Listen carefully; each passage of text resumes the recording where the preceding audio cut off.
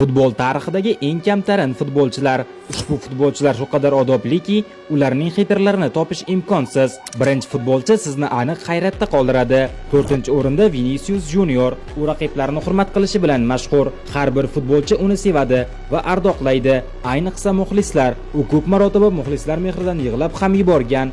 Ayniqsa Valensiya muxlislar uni qattiq hurmat qilishadi. 3-o'rinda Thomas Gravesen. To'g'ri, siz uni tanimaysiz, ammo uni hech qaysi hujumchi yomon ko'rmaydi. U oyoq sindirib, karyerangni yakunlashi mumkin, lekin har doim kechirim so'raydi. To'g'ri-da, raqibni hurmat qilish kerak-ku. 2-o'rinda Sergio Ramos. Ramosning qalbi shu qadar pokki, pashshani ham ranjitmaydi. Ayniqsa bu pashsha Barselona formasini kiyib olgan bo'lsa. Birinchi o'rinni aytishimdan oldin kanalimga obuna bo'lib qo'ying. Birinchi futbolchi esa shubhasiz Pepe. Eng kamtarin himoyachi bo'lgan Pepe raqiblari yerga yotganida butsalari bilan massaj qiladi.